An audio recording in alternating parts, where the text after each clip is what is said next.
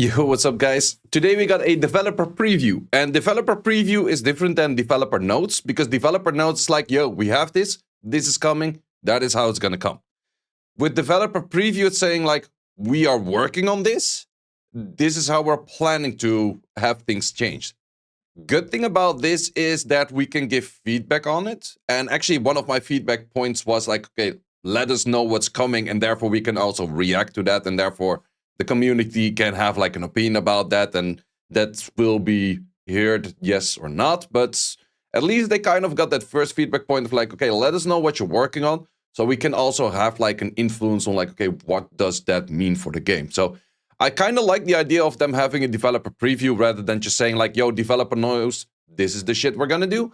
But if they're actually going to actively change things based on what we think about certain things, I'm not really sure. So let's see what we have for the one right now. We get Siege Revamp, and I do think that it's very good that they finally start focusing a little bit more on Siege, because I think Siege is the most dying out content there is. And main reason for that, for how can you see that, is like Europe currently has 2 active guilds running for the top. It used to be 5 or 6.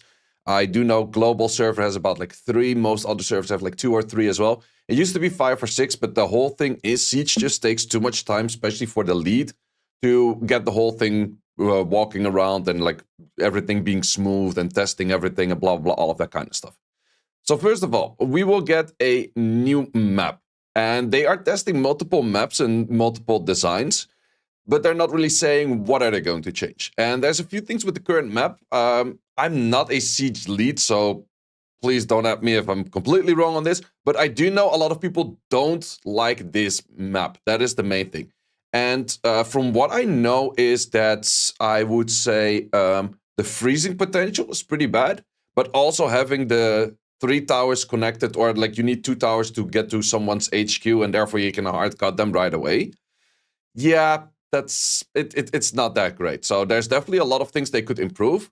However, my big issue with this, them saying like, oh, we are testing maps, actually include people that have been playing Siege tournaments or are Siege leads in this whole talking about the new maps, because that is just, I don't know.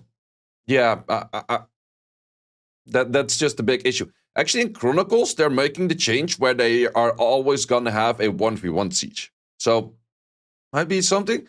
Also, if they consider doing more random changes more often, it might keep Siege a little bit more fresh, which I think is a good thing in general. So that might be a thing that could be interesting. So yeah, just get a few messages from guild lead of mine. It's way too easy to 1v1, and it's super easy to cut guilds. Those are the main 2 issues with the current map. So let's see if they fix it in the next one. But since they just say like, we're gonna change shit, we don't really know if it's for the better or the worse, because the last change they made was actually for the worse rather than for the better.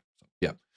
Then we have a Slacker update for post-battle base attacks. That is mainly for people that didn't get contribution, and then they could get contribution after the siege ended, or something like that. They will get less points than during the active battle, so still it's recommended to just do your siege hits, but it gives, like, if you are like busy at work or something like that, or something came up and you couldn't hit, I think it is a decent change to have this. Not really crazy, but it's a decent change for the people that also have life going on sometimes, or they're just general slackers. And then we have the non-member trial attacking. Kind of the same thing. At least it gives people a little bit of a try, even if you're not really... If you're saying like, oh, I don't want to be in the thing because it is too stressful for me, but you still kind of want to give it a try. Might be interesting over there. We also have a victory point changes that rather than you always gaining points, even if you're rank 3, you will gain points, or you will actually lose points if you get the 3rd place. So that might make it mainly for actually the next thing. Because if you start a new guild halfway in the season, it's very hard to catch up because everyone is gaining points. Even if you get ranked or like the 3rd place all the time, you're still gaining points. So if you just simply miss out on, let's say, 8 weeks of Siege, then yeah, that's, or well, 8 weeks is the whole season, but let's say 4 or 5 weeks of Siege, you miss 8 cheats, that one counts, then it's just super hard to catch up even if you Smurf and win everything. So for that reason, I kind of do like it that a third place goes down in points, and maybe the rank 1 and or like the place 1 and place 2, they should get a little bit lesser points. So people could catch up if they tend to make a new guild, because it's not inviting for new guilds to start off like halfway in the season kind of thing. So that's kind of something in there. Then they also have some changes to the Siege tournament, which they are going to be making 32 guilds participate. And I used to be top 20, I think, which was a little bit of an odd number, but now 32. It's going to be slightly different. Yeah, we still get the transmog from round 2. So before, a lot of guilds were like, okay, as long as we make it to the tournament, we get transmogs. Now you also still have to win your round 1, which I think is fair. Like, you have to not just play a good amount of things like throughout the season. Plus, it was very often that your last 2-3 sieges were very dependent. Did you make a top 20 or did you not make a top 20?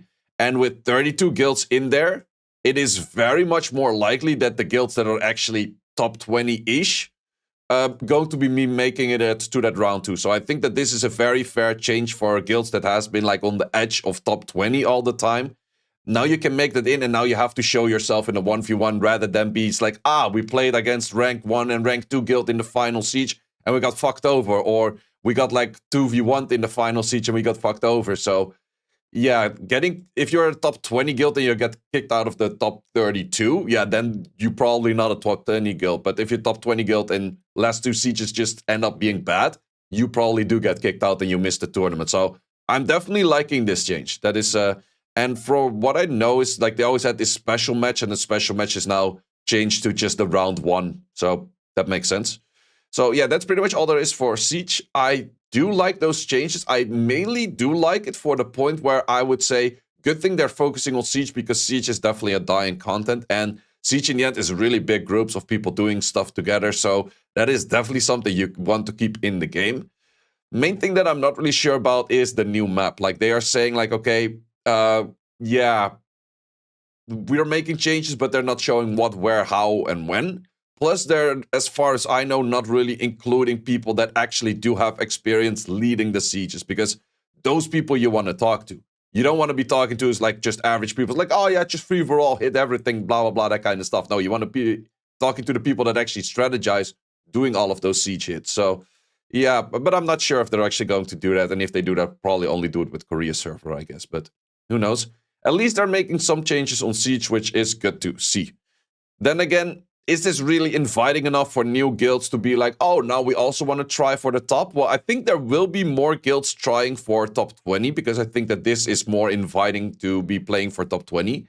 But the other things, I'm not entirely sure if it's really inviting for more guilds to be trying out for like a higher rank kind of stuff. Hall of Magic is now permanently open. I think that makes a lot of sense, especially for earlier game accounts, because at some point it's like, oh, I gotta wait. Like in the early game, you make a lot of progression. But if you're stagnating on progression because your Hall of Attribute is not open, the one that you exactly need. Oh no, wait, new accounts have that open right away. They have that blessing thingy. Well, I guess, yeah, fine-ish. Is it really? Yeah, no, they should have done it a long time ago. Does it change much? Not really. Then we have some World Arena Monster info improvement, and this pretty much comes down to the line where you can send multiple... Wait, is this the one where you can display multiple info? Yeah, I'm not really sure if this changes that much or anything. So yeah, you can just show multiple units to your guildies right away. Or something like that. I don't know. Is it really that crazy? No, it's convenient. Yeah. Then we have a bunch of changes on the Rune artifact management thingy that's in the game. That's the in-game swap. I actually asked my guild before, do you actually use this? And because personally, I have never used this. And the answers that I got is, yeah, I used it while I need to re-rune one unit at work. Because if they're at home, they still prefer to use swap. Which, very understandable, it's way better. And the moment that this was released, I already said kind of right away, it's like, okay, they're using a lot of development resources to try to create something that is probably not that interesting. And they're still doubling down. Like, that's also what I mentioned. This is the first iteration of it. They're going to be double downing more and more on it to make it better and better. Yes, but is it actually going to be that insane that people do really like to use this rather than using a swap or anything like that? Or is this going to be like a thingy on the side? Because from what I noticed is that you have to put very specific thresholds to not get way too many bolts that it can actually find something, which this thing is not that crazy good at. At the end, with swap, you're using your GPU of your PC, if you have the GPU version, of course, but otherwise your CPU. But this is just using the processing power of your phone, which is always going to be worse. Simple as that. So, yeah, is it that they're making these changes? Is it really good? I don't know. Some guildies did actually say, like, if you want to rerun one specific unit, it is pretty nice. Like, if you want to get your best damage set on a Lucian, it is pretty nice. But if you want to get your best damage set on a Lucian and then exclude all of those Lucian runes and go on to the next, you're already in a trouble. Because, yeah, that's just not how this thing works. Like, it's really hard to exclude specific units or specific runes or those kind of things, or say, like, okay, I want to have a build without these 3 runes. Yeah, that's just very hard to do in this whole thing. So there's a lot of things swap in the end. There's like 7-8 years of development. You're not really going to be beating that by having less processing power and now starting to do that kind of stuff on the side, whereas you could have been focusing on more interesting things as well. So that is kind of the thing that is pretty much all on this developer notes. And I think it's kind of mediocre. They like this is kind of the thing, is like what we really miss is like the hype, like, okay, this is what we're working on. And I like that they're working on Siege. That's really good. But it doesn't really show that much of like, okay, these are very impactful changes, except for the map, but they say the least amount of the map, except for like the 32 over here though. And then they say that we're working on the room management thingy. But to be honest, I think that is improving something that's maybe way too little people use. Let me actually know in the comments, like, how many of you actually actively use that? Not just saying like, oh, I use it once or twice here and there. No, how many people do actively use that room management? Because in the end, I did make a video before of what Com2us can do in 2025 to improve this game. Could be better for arena things that you don't see your enemy in your hit list if you're G3 or G2. R5 is still really bad, that pretty much no one wants to farm it because the drop table rate is way too bad, and the average to get 1 speed legendary grind is 10.8k crystals, and then it still rolls a 4. And there's a whole bunch of other things that I mentioned that I think that's way better for them to focus on, rather than trying to improve this rune management thingy that I think personally, correct me if I'm wrong, I think personally is almost no one is really using it. Maybe no one's using it because they didn't like fine-tune and upgrade it yet. Sure, maybe, but I think there's a lot more impactful things that could be nice for the change. Siege changes, I think, are nice, but it's still, it's too little. They're just saying like, okay, we're planning to do this. At least they give a little bit of planning ahead. I do like that idea of them saying like, okay, this is what we're working on. So Siege is definitely on their radar right now that they want to work on. But something that, in my opinion, should be really on the radar for Com2us to be working on is R5. Because R5, pretty much anyone I speak to that is a high-end player in Summoner's War, they're all like, fuck R5, I don't want to do R5. I have this tab in my runes of things that I still have to grind. I have in total about 5.2k runes. That tab, that things that I still have to grind, are 1.7k runes. Why is that? R5 fucking sucks. That's just the big issue. I don't want to do R5 because I really have a strong feeling that the moment that if I would do R5 for a month or 2 or 3, or I could even do R5 for a year before I get rid of all of that, the moment that I finish that year, then there's going to be like, oh yeah, let's change R5. So it's been that long time coming that R5 has not been changed in anything, and it's only been changed for the worse because we don't need enhance, we don't need tolerance, we don't need freaking fight runes, even determination. We don't all need all of those stats in there. So yeah, those kind of things could be changed. What is the simple solution to that, might you ask? Because say you're only saying the problems. Well, the other video, I say the solution as well. But the solution is very simple. Let us exclude certain rune types for the grinds. We don't want to get determination. We don't want to get enhance. We don't want to get fight. We don't want to get seal. We don't want to get like any of those nonsense things. Also, if you're not farming dragons, you don't need guard. You don't need focus. You don't need endure. All of those things. If you can exclude like half of it, or you can exclude a few of things, or like just improve the drop table rate for legendaries, or make it where if you put a grind, then the next grind has a higher chance to high roll, rather than being like, Oh, legendaries 5 to 10. 5, 5, 5, 5, fuck, 8. Why again 5? That kind of shit. We don't like that. So those are definitely a few things that I think they can definitely improve on. Bunch of other content. There's still a lot of things they could improve on. More 2As, more actual free-to-play units. PvE, they could improve on a few things as well. So definitely a few things they could improve on, but they're not showing that much. But they will be back with more exciting news. So let's hope for that. Well, guys, this is all for me for now. Let me know in the comments what you guys think about it. And see you as always in the next one.